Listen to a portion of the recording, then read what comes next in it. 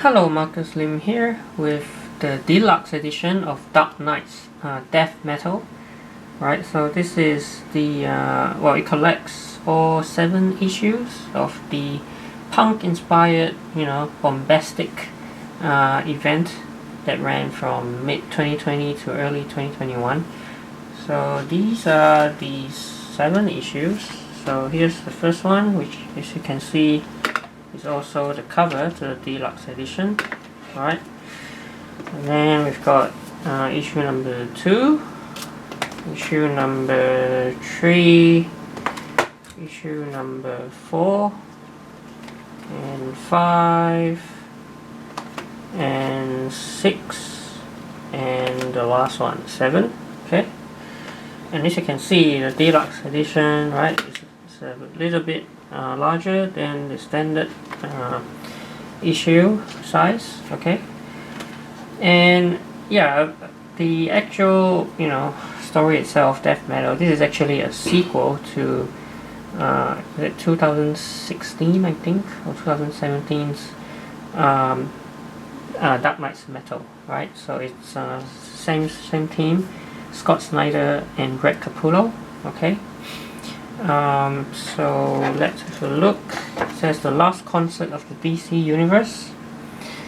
Yeah, so we'll get into the story as I flip through the book, but this so this volume contains, it says Dark Metal 1 to 7, which I've just showed you, the 7 issues, and also behind the scenes sketches from Greg Capullo, which is always a real treat to have those extras.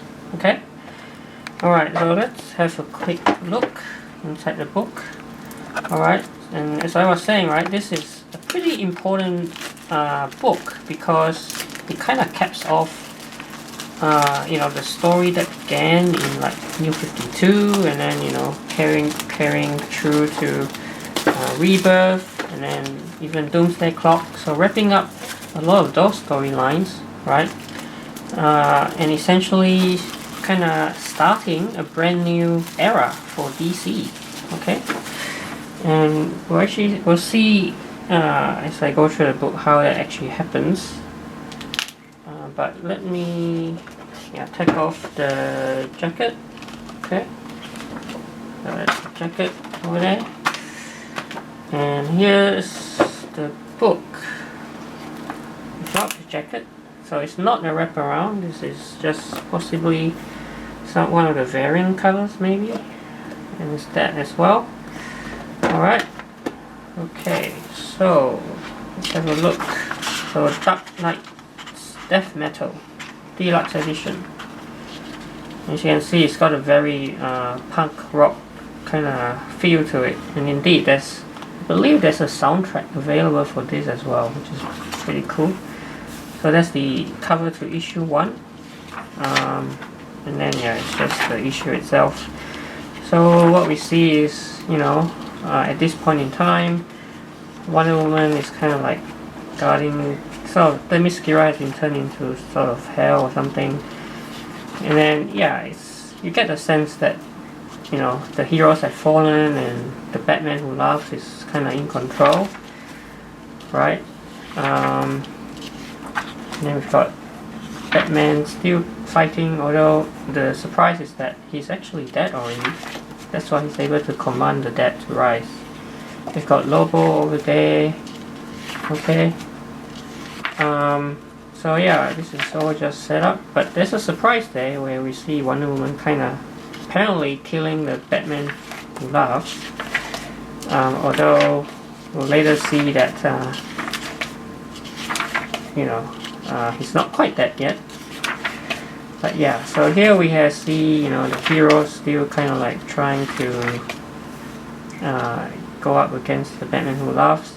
And here's the creepy Bat Manhattan. I think like a Batman with Dr. Manhattan's powers, and it's kind of like Batman who laughs kind of like puts his brain into his body, and he becomes like an even creepier version of the Batman who laughs called the Darkest Knight. So he's reborn, And we have Superman on New Apocalypse, and you know they're trying to rescue him, and so what have we got? That's I think it's called Robin King, that one. Okay. So we also have an appearance by Lex Luthor, and he says he's collected the death metal, which is like the title of the book, right? Death metal. But before we get to Lex, right, Wonder Woman has this grand plan of traveling to all the different crises of the past, like Crisis on Infinite Earths, Infinite Crisis, and also Final Crisis, and trying to kind of like redirect the Crisis energy into sort of like Wally West the Flash in order to kickstart the multiverse. But that didn't quite work because the Batman Who Laughs has kind of like tricked the chair or something into directing the Crisis energy into himself. So the Batman Who Laughs is now the most powerful being in existence, in a sense. So it seems that all hope is lost, but then Lex Luthor comes around to say that, you know, he's got the death metal, which allows them to sort of build this machine, which can then unravel the truth or the realities of the DC universe. In a sense, so Wonder Woman, right? She has to sort of travel to the Forge of Worlds in order to make that happen. And what we see is, as we approach the climax, right?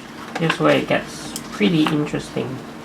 So Wonder Woman herself, right, using the Vessel of Truth, and then in the Forge, right, she kind of like gets charged with anti-crisis energy, becomes this, and then has this big battle with the Batman Who Laughs, right?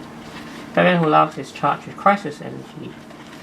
Wonder Woman herself is charged with anti-crisis energy, and it's sort of like a meta-critique of the DC universe, which, you know, throughout its history is being characterized by, you know, different crises, which sort of tries to reset, reboot, but it's all very short-sighted, you know, always concerned about the present and kind of discarding like all the rich history that's come before.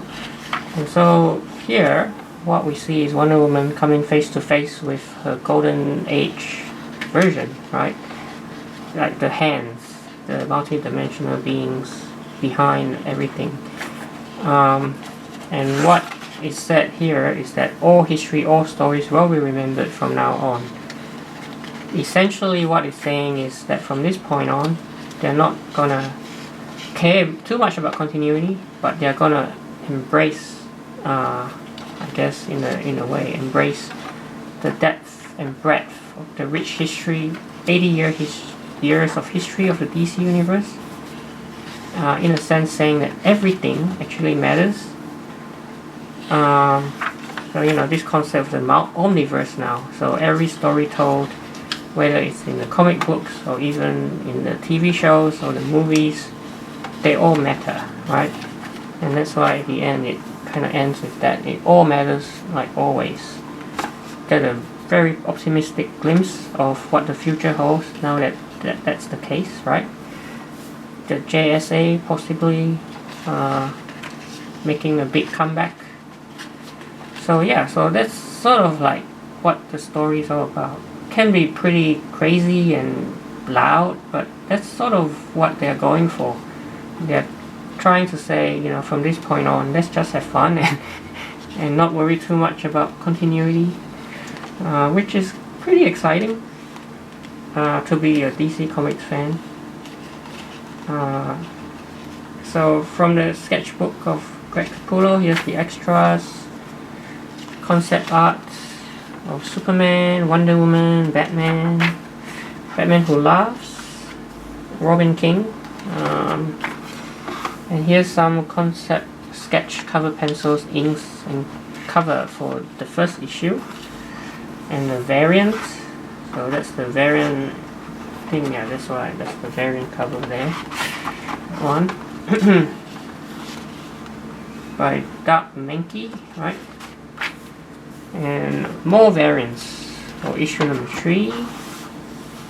Variants for issue number 5. And what's this one? So this is the variant for issue number 7, which is the one you see here. And that's it. Yeah, so that's a lot.